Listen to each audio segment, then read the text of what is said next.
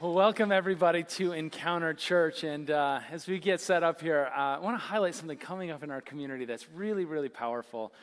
We have on Friday the 13th, perfect date, trunk or treat happening here at Encounter. Maybe you saw the banner out at our Kentwood location, letting the community know what's going on. If you haven't been to Encounter before, if you're brand new, this is a huge event that we put on every year. We set up trunks outside and inside with some tables, booths, to distribute candy to our community and to have a good time.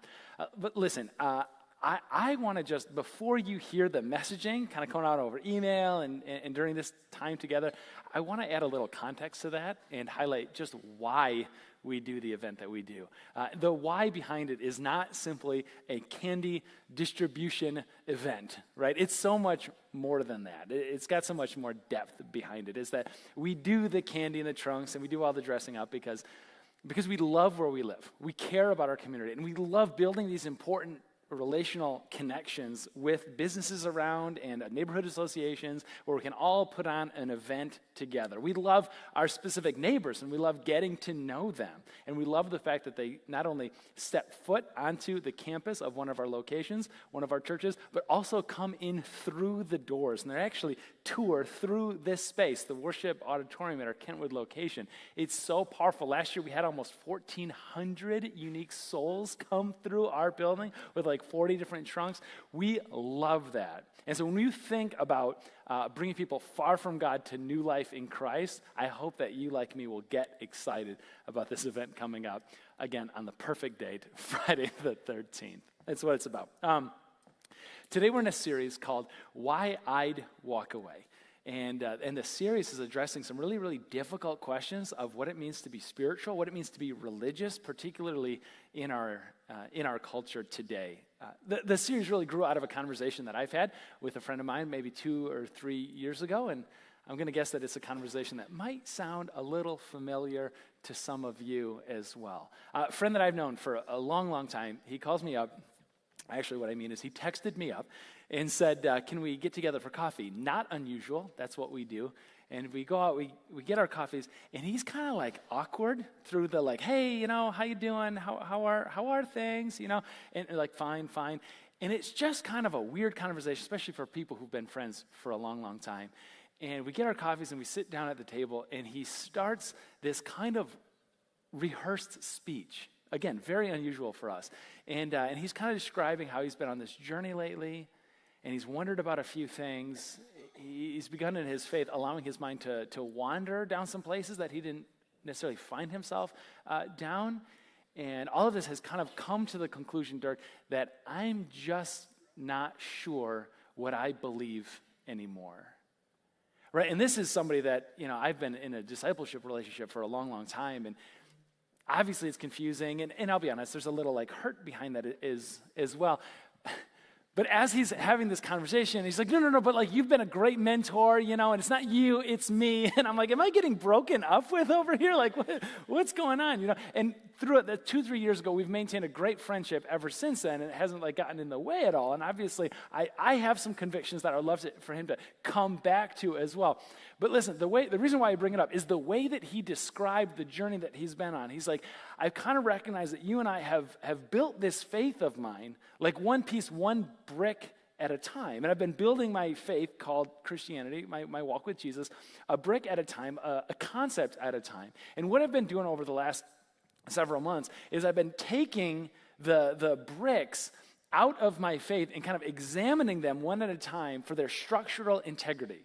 What this means is I've been taking kind of these tenets of what it means to follow Jesus and looking at these ideas to see whether or not it's still true for me, whether or not I still believe it. So I kind of take out the virgin birth, and I'm like going, really? Did that really happen? It's a hard concept to like wrap my mind around. I pull these bricks out. Do I believe that Scripture, Genesis to Revelation, is trustworthy and true, in fact? Do I believe that Jesus Christ really, truly rose from the dead 2,000 years ago? And I've been just kind of examining these bricks one at a time, trying to figure out whether or not I still believe it. And I sort of came to the conclusion that I have no conclusion. And why I think this series is so important to us is because I'm not naive enough to think that there isn't a few of us in the room who are going, dude, I'm on that journey right now. I've been asking those questions right now. And I want to help answer them, recognizing it's a 3-part series, and I've got like 30 minutes. It's not enough time, but I guess maybe my heart behind it is I also want to help to create a culture and a climate around here where you can turn to the person next to you and say, I'm on that journey, and I have these questions. And the person next to you may not have very good answers, but at least you know that you don't go this journey alone. So we've been on this trip for a little while, and I've been digging into it, and I think it would be helpful to take a step back and take a look a little bit on the historical context that this conversation has taken place in, that your journey, if you're on one, have taken place in. 20 years ago, September 11, 2001, a couple planes flew in the towers in New York City. For those of you who are 35 and under, this is a historical event you read about. For those of you watching online or in the room who are 35 and older, this is a memory. They can tell you where I was when. I can tell you precisely the classroom that I was in when I heard the news that the world just stopped. And some of you who it is a memory for, you will recall, correct me if I'm wrong, you could drive down 28th Street, which is a very popular street here in Grand Rapids. You could drive from one end of 28th Street to the other, and every single marquee along the way, the signs on the businesses along the way, every single one of them had some variation of United We Stand, Pray for Our Nation, God Bless America, something along that line. And it's a weird time of oddly being unified.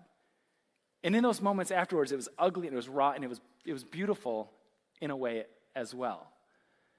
Right around this time, an author tried to get a book published, an author named Sam Harris, and the name of his book was called The End of Faith, and a subtitle, Religion, Terror, and the Future of Reason. And in the book, Sam Harris posits that religion, for a long time, was the solution to the problem, solution to the answers that as a society we were all asking. And what Harris posited was maybe religion isn't the solution to the questions and the problems that the world is facing today. Maybe religion, Christianity in particular, is actually the cause of the problems that we experience today. And maybe the best thing that we can do is actually throw it out and put religion behind us and talk about the future of reason. In the wake of 9/11, Harris pitched his book to a publisher who said, absolutely not. America has no appetite for this sort of thing whatsoever. People do not want to flock to atheism because of the national tragedy that we've experienced. So he went to a different publisher who told him the exact same thing, a third one, a fourth one. 12 publishers in a row denied publishing his book. He thought this thing is going to get buried and it's never going to see the light of day. The 13th publisher said, we'll give it a shot. And it stayed on the New York Times bestseller list for 33 weeks. Obviously, America had a voracious appetite, but I don't think that America had a voracious appetite to move towards atheism. I think that America had a voracious appetite to question some of the tenets, to question some of the building blocks, the bricks that faith, Christianity in particular, was made of. And that's going to be real important because a lot of us kind of on this deconstruction journey and examining these bricks, it's not like we find atheism all that compelling or all that attractive. It's not like I love the idea of just throwing away God and everything he stands for, and I love the idea of there being nothing after I shut my eyes that very last time. It's not like that is so attractive. But listen, if you're anywhere close on this road with Jesus, you have to recognize that what we've made of Christianity and what we've communicated about what it means to follow Jesus is altogether unattractive at times, unappealing, or uninspiring, unengaging. And as much as I don't want to move towards atheism, I don't really have anything that keeps me here either. And that's why we're doing this series together called Why I'd Walk Away. because of what I mentioned last week in the opening. We see this phenomenon called the rise of the nuns, and I realize Friday the 13th is coming. It's not N-U-N-S, it's N-O-N-E-S. People who identify as having no religious or spiritual convictions whatsoever. It's not like I'm atheist. I don't even know what box there is. There isn't a box, so I select the box that calls me a nun. America, last poll that I saw, 23% of Americans responded to no religious or spiritual convictions whatsoever. It's not Buddhist, Christian, Judaism, none of that. It's none. Among millennials, the number goes from 23% general population. Millennials, I think, is 35%. Gen Z hasn't quite on the tail end aged into adulthood yet, but some researchers are already speculating it's something like maybe up to 50%.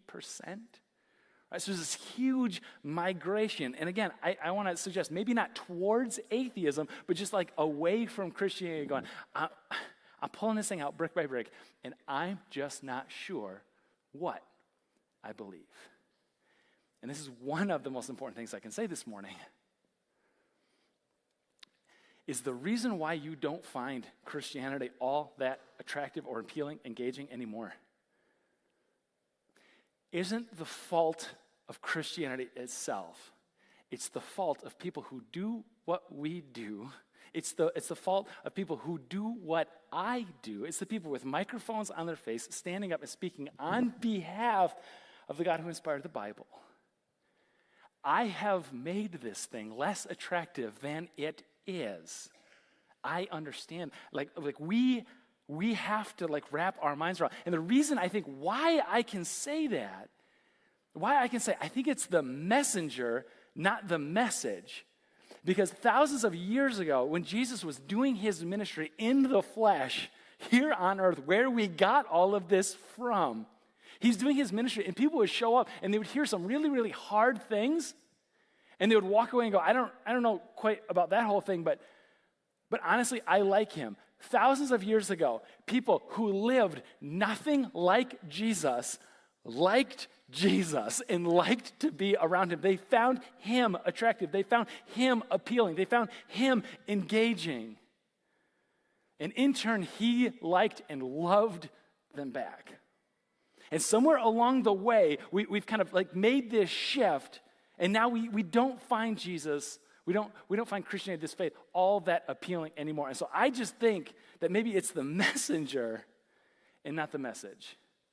And if you're on this journey of pulling out a brick and going, I'm not sure about this one, and if I take this one out, I kind of think that everything else might come tumbling down afterwards. I have a story for you. Actually, one of Jesus' close friends named John has a story for you. And in this story, I think he's about to ask one of the most important questions that anybody who A, follows Jesus, or B, is doing this kind of work in relation to Jesus has to ask. In this space, I think this question is everything. And we owe it to ourselves. You owe it to yourselves to try to find an answer. I want to set it up for you. The passage is going to come in just a moment from John chapter 6. As we get into the passage this morning, what we're going to see is Jesus is at the peak of his influence. I mean, this guy has a crowd gathered around him. In John chapter 6, we find that Jesus had just done his famous feeding of the 5,000. You know, he gets a kid's Lunchable together, and he just multiplies until everybody leaves with a full belly. I mean, in a world where the poverty rate is 90%, this makes him popular, right? He's got this massive crowd. They want to forcibly install him as their king. Let's get this thing done. You're in charge right now, right? And he's like, no. He retreats away from the crowd by way of a boat. He goes out onto the lake. He wants to get a little alone time, sends his disciples on ahead of him. And then he goes ahead and messes everything up by walking on the water out to his disciples. And that just makes him even more popular, right? After all these healings, these miracles, these feedings, I mean, his popularity is skyrocketing. And then we see Jesus, and John paints this picture there's crowds gathered around. What's he going to say after all of this? And his friend John records the story in John chapter 6, verse 48. And Jesus turns to the crowd and he goes, I am the bread of life. And right there, the guys are like, See, we're a bunch of Jewish kids that kind of grew up on the stories. And when you start talking about like the I am statements, and in Greek it's like ego, eimi, I am, the I am, kind of sounds like you are claiming to be God, and I was cool with the feeding and the walking on water and the healings, but now it's starting to get just a little bit weird. Maybe walk that one back. And Jesus goes, your ancestors, remember back in the Old Testament, ate the manna in the wilderness. And he's not doing the manna thing. Don't do the manna thing. The manna thing is very important to us, Jesus. Remember, the manna is so important that they had a holy box called the Ark of the Covenant, and we found the manna was so important that we saved a little bit of it, the little bread, the little scraps that you could eat that sustained our people in the wilderness for all those years. We saved some, we put it in a little jar, and it's like special, it's holy to us. And now you're talking about like, you're the bread, you're the manna in the wilderness? And Jesus goes, yeah, but the problem with that is that manna wasn't very good, was it? Like, they all died, didn't they? They did what humans do, and they died. But here, and I think he's just gesturing at himself now, but here is the bread that comes down from heaven, which anyone may eat and not die. And you're going, okay, you're the manna, and now we're not going to die. And he goes, I am, there's that statement again, I am the living bread now that came down from heaven. Whoever eats this bread will live forever. And just in case I wasn't clear from this originally, this bread is my flesh, which I will give for the life of the world. And everybody's like, I am still with you, but only because I don't have a ride home. Like this is, we have to understand how uncomfortable it would have made the listeners of Jesus in that day. And so it's like, okay, maybe Jesus is going to walk this one back here in verse 52. Then the Jews began to argue sharply among themselves. I got a question. How is this man going to give us his flesh to eat? You know, like just kind of a procedural question, Jesus. Is this like surgery, or just kind of like go up and take a bite out of this thing? I mean, it's almost at its peak weird. Because just when you're thinking, he's going to back off, right? Jesus said to them, very truly I tell you, unless you eat the flesh of the Son of Man and, oh, don't forget the blood, drink that, you have no life in you. Whoever eats my flesh and drinks my blood has eternal life. This is why Christianity might have a marketing problem.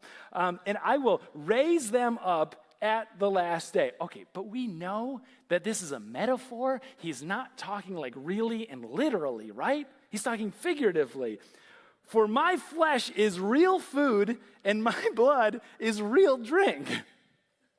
And whoever eats my flesh and drinks my blood remains in me and I in them. And I think everybody's just kind of staring at Jesus like you're staring at me going, where do we go now? In the world was that all about? I just want to point out a couple things. This is going to make it worse, not better, as a heads up. Jesus said to you, and he uses the word eat a couple times. Unless you eat the flesh and drink the blood, for my flesh is real food, my blood is real, whoever eats my flesh. Every time in this little passage that you see the word eat appear, I want you to remember that Jesus had a myriad of words that he could have chosen. That John could have remembered him saying and wrote those words down instead. Just like we have a whole bunch of different words that we could use. Synonyms for the word eat. You could say eat. You could say consume. You could say ingest. You could say partake in. And all of this kind of like lower it a little bit. And the weirdness factor goes way down. Jesus goes, no. What's the word I'm looking for? And John's like, I can't believe I even have to write it down. The Greek word that he uses is Trajan. Trajan, literally translated, especially in other contexts, means to gnaw, to crunch, or to chew raw. If you're going to describe the sound that a wild animal makes when it's chewing up a bone, the word you would use is Trajan. Jesus, with the myriad of words to choose from, uses the most graphic word that he possibly could. It's like he's pushing every single one of his followers away. And a lot of people don't know this, but we actually have an artistic rendering. Some archaeologists picked some stuff up, 1,500-year-old artist depiction of the look and the posture that the disciples had as these words were coming out of Jesus' mouth. They want nothing to do with it. A couple of you don't get the reference. This is Homer Simpson, and he's fading into the bushes, and he's like, nope, I'm not here. I'm gone. I am it. That's obviously a joke. What the disciples actually said, verse 60, on hearing it, many of his disciples said, this is a hard teaching. It's a hard teaching. Who can accept it? And what they don't know is that this hard teaching is only the beginning. Because some of you read the last half of the book of John. And you know that the hard teaching of Jesus and what it means to commune with him and to experience his presence in the Lord's Supper like we did last week is only the beginning of what he is asking you to believe. This story is going to go on to include a death and a resurrection from the dead. This, Christianity as a whole, in fact, is a very hard teaching. So the disciples did what the disciples do. From this time on, not just some, but many of his disciples turned back and no longer followed him. And we kind of get it, don't we? Because if you've pulled out a brick and started examining it for what it is, you probably have come to the same conclusion, like, this is a hard teaching. Like, I'm not sure anymore, Dirk, what I believe. Now, it says that many disciples left because Jesus had not just the 12. He had a lot of followers along. Remember, crowds of followers around. And it's like they did the Homer Simpson into the bushes thing. They left. They bolted. They found somebody else to follow and got on with their lives. But there were a few left over. And so Jesus looks at the 12 and he goes, you do not want to leave too, do you? Jesus asked the 12. And then Simon Peter asked, I love Peter. Peter asked the question that I think is the most important question for all of us on this deconstruction journey. And he asked Jesus, Lord, to whom shall we go? You have the words of eternal life. Jesus, I don't get it. I pulled out a brick that honestly you just set right in front of me, and it makes no sense to me. Do you want to leave? Kinda. Yeah, I do. I kind of want to leave. I want to be like everybody else and do what they do. I want to bolt. But the problem, and Jesus, the thing that's honestly keeping me here, examining a brick that I don't really understand, is I just have one lingering question. Where else am I going to go? And that is such a great question. That's a question that's everything. For Simon Peter, in the context of that day, specifically what he was talking to was probably not like switching major religions or anything like that. What Simon Peter was asking is like, which other rabbi am I going to go to? Because there were rabbinical schools, and each person represented a different school of thought, and yes, Jesus was one of those. And he was in the school, he was in the camp of Jesus of Nazareth, and he was following after Jesus' teaching and obeying Jesus' teaching. And then this weirdness happens, and he had the choice and he had the option to go after any one of those other rabbis to go and enter their school instead of Jesus. And Simon Peter asked this awesome question that all of us have to ask, going, okay, if I disaffiliate from you, Jesus, I do then have to answer the question of where I'm going now. And that's the part that we don't always think through when we're thinking through. That's the part we kind of skip over. And to be fair, when we do these baptism stories and when we invite you to show the world you've been raised with Christ, by the way, next week we're doing that again. And when people make these declarations, we're going to own the fact that the people who are making these declarations don't even know totally what they're declaring yet. They're just saying yes to God before they even know what the question is. And they're not going to find out for years or even decades specifically what Jesus is going to ask from them. And there's a huge part of any faith that you have at all or no faith at all that's just a simple yes. And I don't know what the particulars are. I'm going to jump now, and I'm going to figure out like what it is later. And so to be fair, every system of belief kind of has this sort of thing. But what we're going to do this morning is to say, okay, you know just what it is that's making you like disaffiliate or making you want to disaffiliate from Jesus.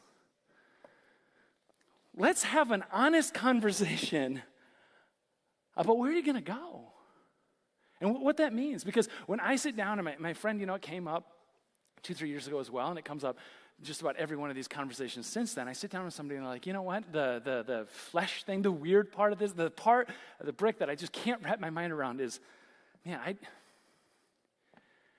Christians and the church, it doesn't do nearly as much good that I think that it should. And I'm like, I totally get that. 100% get that, right? And again, like Christians, it's on us to be sort of the one who does the most good. And the Salvation Army kind of took that badge, but that's sort of on us, right? As the hands and feet of Jesus, we should be doing more. And I'm like, we do this thing coming up in November, stay tuned, it's called Doing Good Month, and the whole month long is just like one big pitch to do something awesome for perhaps the most needy people in our communities around West Michigan, and it's 1 month. What about the other 11 months? Yeah, totally. But where are you going to go? Like, is there another group that's like doing more?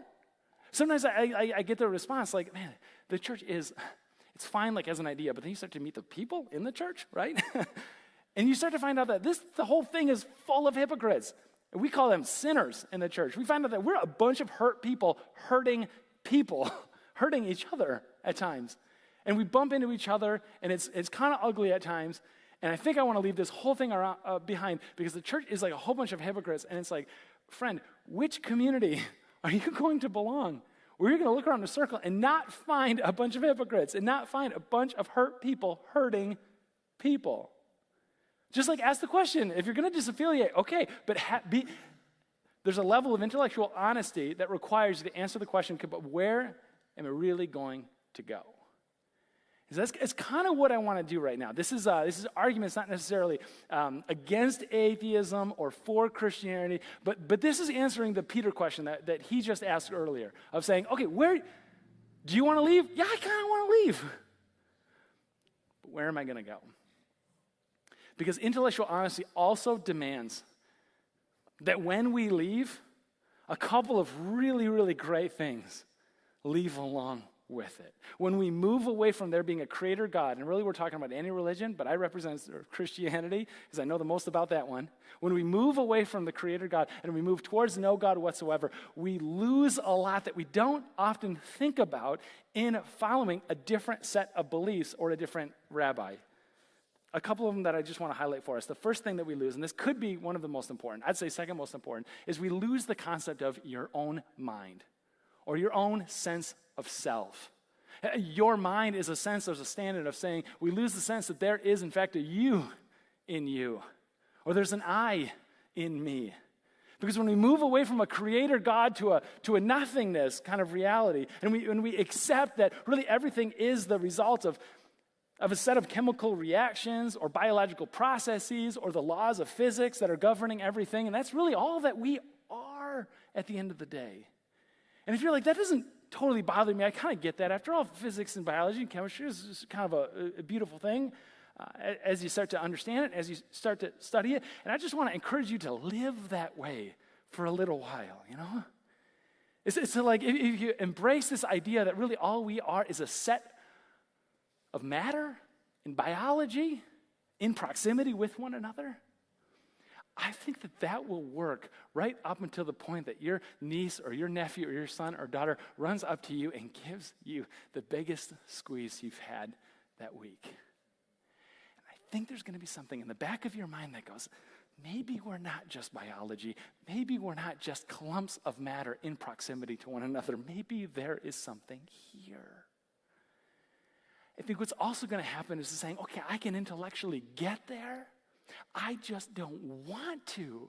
Because I don't want to treat other human beings like they're just a clump of matter, like they're biology or they're a chemical process that's happening. That there's really no you in you or an I in me. I don't want to treat, and I don't want other people to treat me like I'm just matter. I think that there is a me in me. There's something here. And the second part is the idea of there being any real concept of beauty, of love, of justice, any kind of objective reality. Because again, it's physics, it's chemistry, it's the laws of nature. And so you head out to Grand Haven, Holland State Park, and you're on a park bench, and you're watching the sunset, and it is exquisite. It is beautiful. And somebody next to you kind of wrecks the moment and says, no, it's just physics.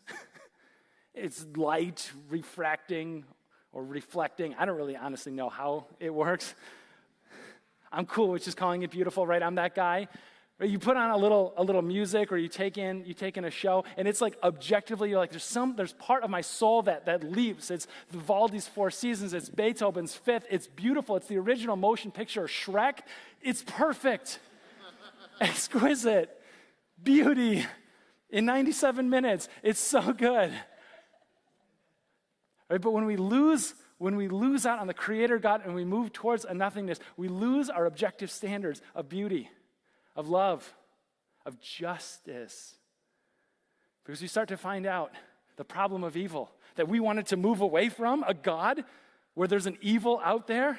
We move away from God because suffering and evil exists, and we can't believe in a good and just and all-powerful God when there's so much pain and atrocities taking place. And so we move away from that God because of the problem of evil, and we choose no God instead. And what you have just done is not get rid of the pain of the problem of evil. It still exists. People are still hurting. What you are moving away from is essentially just the possibility of there being a solution. For those of you on this road of following Jesus, the possibility of Revelation 21 becoming true, that he, in fact, Jesus, will wipe away the tears from your eye, because there's going to be no more death and no more crying and no more mourning, because the old order of things is gone, has passed away. We didn't get rid of the problem. We only got rid of the potential solution and the hope that we have of it all. And the last one that I want to highlight for us here is just value. And I think this is the most important one. I want to believe in inherent value. There's inherent value on each and every person. Not because we as a society have ascribed value, have assigned value collectively, and said this person or this people group has certain value. What I want, honestly, is for there to be a God that says you have value, not because of what you've done or because of a group of people have recognized it, but you have value because I have made you, Saul made, a little lower than the heavenly beings. That you are my very image, God says, walking around here on earth. That is your inherent value. And we start to see that value is really just justice. And justice is really just what society assigns. And then you drop in on a couple of societies over history, and you start to see how a value could be stripped of a person or an entire people group quicker than we think. And the devastation that causes. And I want to look back on that, not if, but when it happened, it happens, and say it's objectively wrong. Because the standard has never changed of how we treat one another from the time that Jesus said, as one another. And God said, my image, walking around in human form, inherent value. I recognize, though, we're doing a speed round of some pretty heady concepts, and we're not doing justice to everything, and I get that. And that's what the rest of the week is for, to unpack some of this stuff. Right? And I get that there's more intelligent people than I who are going to take a look at this sort of thing, and maybe you're going to take the bricks out of different kinds of beliefs and start examining them and start to wonder about them. And maybe you're going to come to the conclusion, and maybe it is objectively true that there is no inherent value, that's just assigned or ascribed value, and that's just fine. Maybe you're going to come to the conclusion that there is no such thing as a purpose or meaning in life. There's just a mashup of chemistry and physics, that there is no beauty, love, and justice. It's just the properties coming together. Or maybe there isn't a you in you or an I in me. It's just biology walking around in proximity with and around one another. But I hope not. I hope there's more. And I think that you hope there's more as well. And I think if you stick around us long enough, especially throughout this series, one of the things that you're going to find is that you have pulled those bricks out and started moving away from Jesus towards something, towards nothing, in fact, or towards a new kind of atheism. You've moved towards that, not because you found unbelief so absolutely compelling, but because you haven't found Christianity all that compelling. In part 2 of this series, next week, we're going to have an honest conversation about maybe the God that you grew up with, maybe the God of your childhood faith was a God you should walk away from because that God doesn't actually exist, and he hasn't ever existed. But if I could land the plane on this one,